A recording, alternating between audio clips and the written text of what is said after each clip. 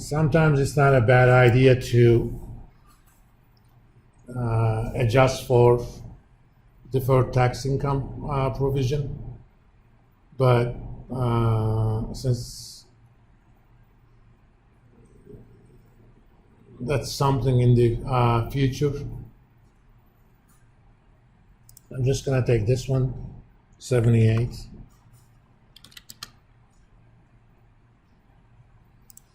And I can calculate EBITDA as, where are you?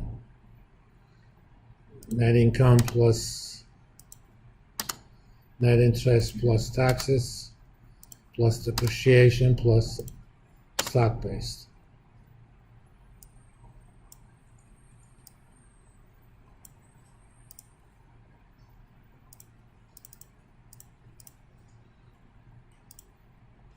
Let's do the same thing for Southwest.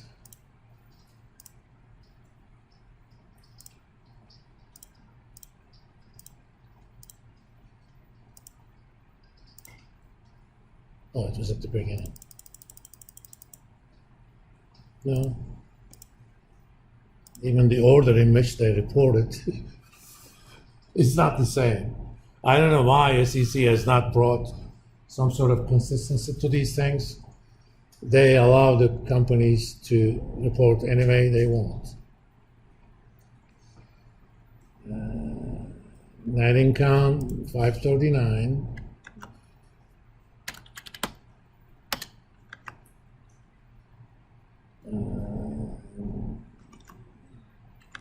Net interest expense,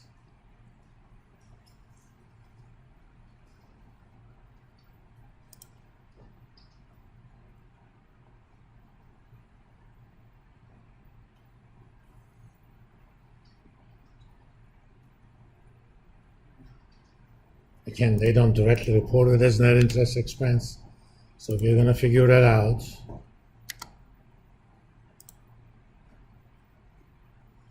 What capitalized interest is, it has to do with the way leases are done. Since this is aircraft business, they have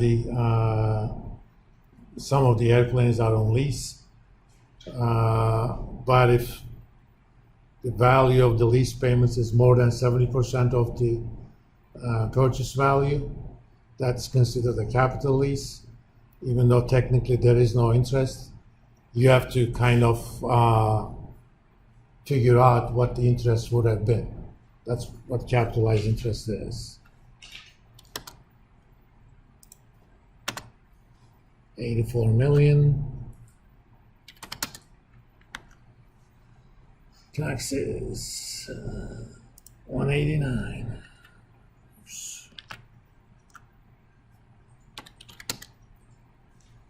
Depreciation, again, we're going to find that in statement of cash flow.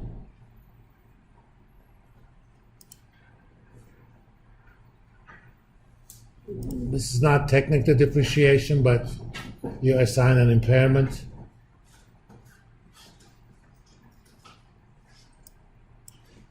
$1386.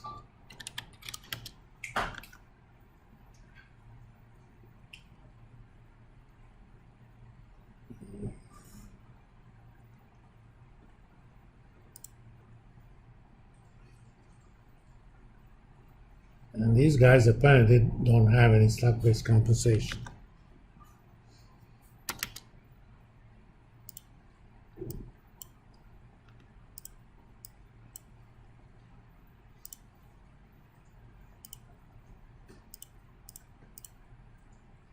And let's also calculate EV, which is market cap plus total liabilities.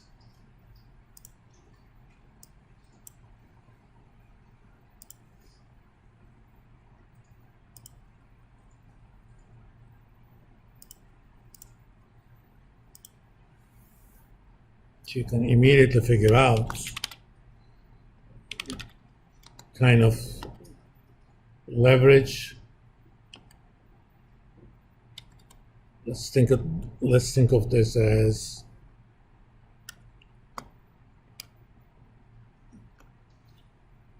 leverage based on market values.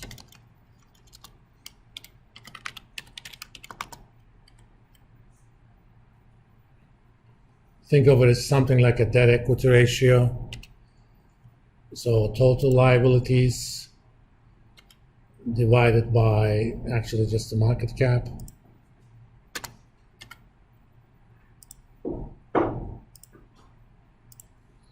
So essentially for every $1 you pay for American Airlines stock, there is $8 worth of debt.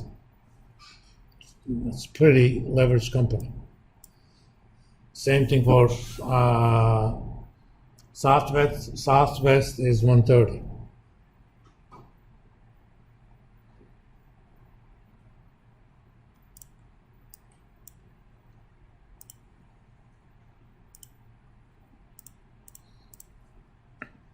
That's why if you're kind of comparing two firms, you need to the extent possible, take the effect of the leverage out, okay? Because that leverage also creates a lot of interest expense. For Southwest, total interest expense is $84 billion. For American Airlines, it's almost $2 billion. In fact, that is pretty much the primary reason they're not making much money. And presumably, in 2023, interest rates are going to be even higher if they haven't hedged it. They're going to have that problem as well.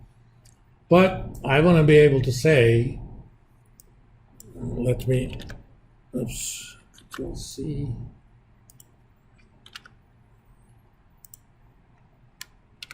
Let's calculate things like PE. Okay.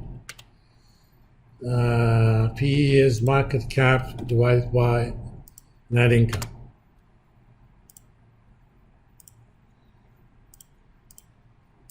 One digit is more than enough.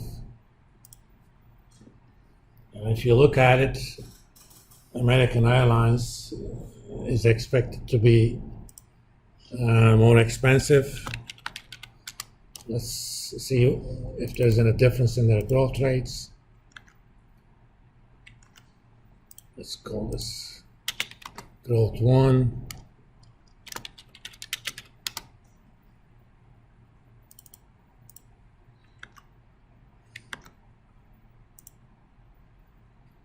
American Airlines analysis. Next year's 2940.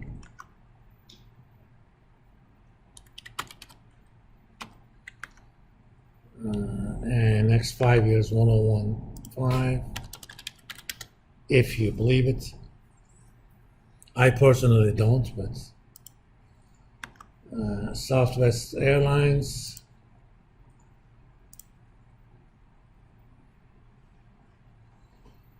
4180 and 5978.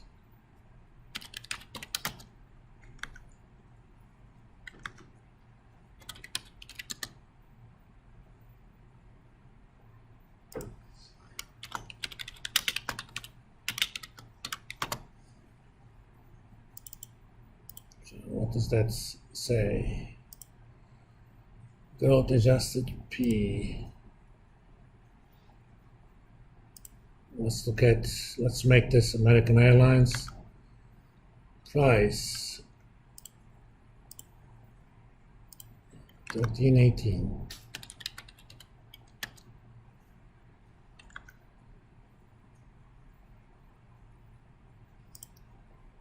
Let me get EPS here as well. Let's see.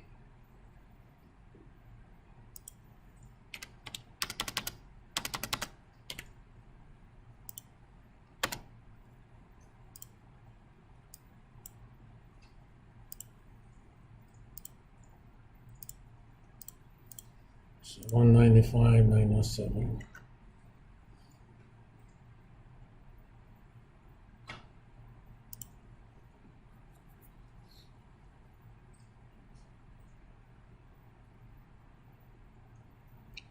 Oh, I was going through forward P, right? I forgot how I was doing it. Let's see, forward P. Statistics, 782.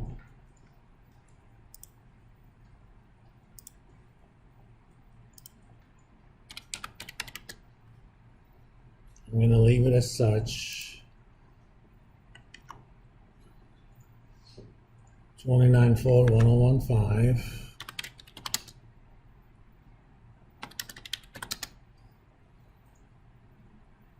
Figured all of that out. So growth adjusted P is 295. I'll make that blue since I kind of did it manually. Or light green. Let's do same thing for Southwest.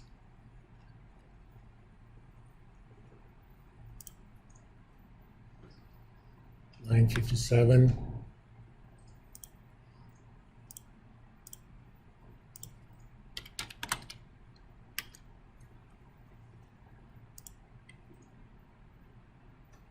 Now, 957 was the forward P.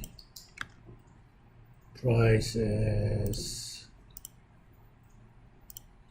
31.93.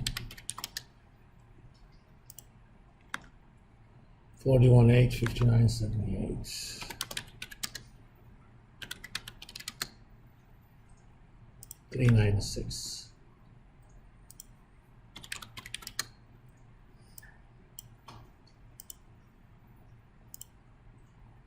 Actually, let me make it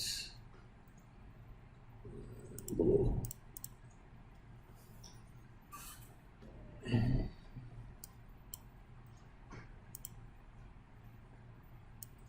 Now, based on growth adjusted PE, we actually have a different number, different interpretation. Based on PE alone, you would have said buy Southwest, short American Airlines. But based on the growth adjusted PE, you should do exactly the reverse. But that depends crucially on how much you believe in these estimates. I mean, do you believe that over the next 5 years, American Airlines is going to basically double its growth every single year? I don't.